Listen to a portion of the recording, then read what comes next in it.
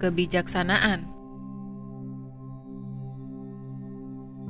Dalam kesendirian, kadang akan terlintas di benak kita momen yang kita sesali dalam hidup, di mana kita pernah mengucapkan hal yang bertentangan dengan kata hati kita. Kita akan berpikir bagaimana kejadian tersebut membuat kita merasa malu atau merasa bersalah. Jika kita siap untuk merangkul kegelapan jiwa kita sendiri, maka kita akan memaafkan diri kita dan menyadari apa yang dapat kita lakukan di kemudian hari jika situasi yang sama terjadi lagi. Namun, banyak orang kemudian akan memberikan reaksi atau respon yang serupa ketika kejadian yang sama terjadi kepada diri mereka, di mana mereka selalu memilih untuk mendengarkan ego mereka dibandingkan mengikuti kata hati. Inilah yang menyebabkan umat manusia terus berada pada pola berulang. Sadarkah kita akan hal ini? Banyak orang kemudian bertanya, apakah perbedaan antara suara ego dengan suara dari kesadaran ilahi kita? Suara dari ego seringkali menciptakan ketakutan, amarah, maupun kesedihan, sehingga hal ini akan kita tampilkan ke wujud fisik melalui intonasi suara, perkataan, maupun bahasa tubuh kita dengan perilaku atau berupa tindakan. Jika kita terus-menerus mengikuti suara ego, maka kita akan terus merasa menjadi korban, di mana hal ini sering disebut dengan mental korban. Kita merasa bahwa dunia tidak adil dan kita selalu berada di posisi yang tersudutkan. Padahal, kita sendirilah yang menciptakan realita tersebut. Bandingkan ketika kita mengikuti kata hati kita, di mana kita memutus pola berulang dengan respon yang sama sekali berbeda dari sebelumnya. Jika tadinya kita membalas sesuatu dengan amarah atau iri hati, maka kali ini kita lebih memilih untuk diam dan fokus kepada transformasi diri.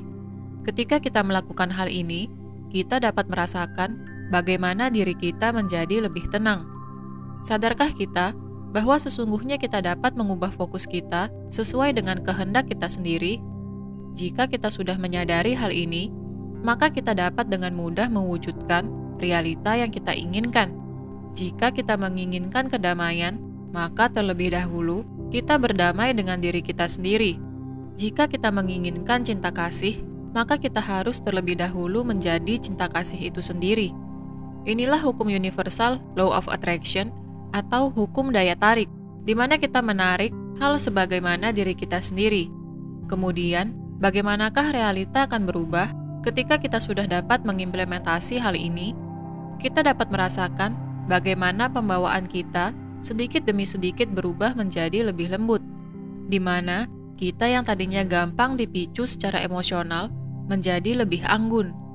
Kita juga mulai memperhatikan kebersihan serta merawat diri kita sendiri, di mana kita melakukannya bukan untuk mendapatkan pengakuan dari orang lain, namun karena kita menyayangi diri kita sendiri.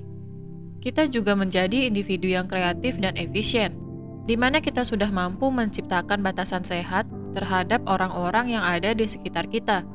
Artinya, kita mampu melindungi energi diri dan menghargai energi orang lain. Pada situasi tertentu, kita juga mengetahui hal yang harus dan tak perlu kita lakukan, di mana kita menjadi lebih banyak mengamati dan hanya memberikan masukan atau pendapat ketika ditanya atau diperlukan.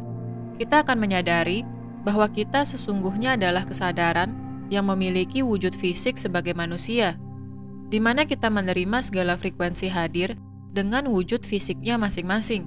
Inilah arena bermain, yaitu bumi 5D kita, di mana masing-masing individu kemudian mampu mengakses cahaya kebijaksanaan dengan alami. Kita menjadi bijak akan manipulasi energi yang kita lakukan, karena kita sudah memahami bagaimana berbagai lapisan energi diri yang kita miliki bekerja dan harus diselaraskan dengan kesadaran ilahi. Kebijaksanaan yang selama ini didambakan oleh umat manusia, kita tampilkan tanpa kerja keras. Karena sesungguhnya, kebijaksanaan merupakan frekuensi yang hanya dapat diakses ketika kita sudah meningkatkan kesadaran. Lepaskanlah ego kita terlebih dahulu, di mana kita tidak lagi peduli akan dogma atau doktrin yang berlaku di masyarakat, sehingga kita menjadi nyaman dengan diri kita yang sejati. Kita juga tidak perlu menjelaskan diri kita kepada orang lain, karena kita yang paling memahami apa yang terjadi kepada diri kita sendiri. Teruslah melakukan olah batin serta praktik spiritual yang membantu kita bertumbuh, karena tujuan kita lahir di bumi adalah untuk mengalami kebangkitan spiritual, bukan untuk membuat kagum orang lain.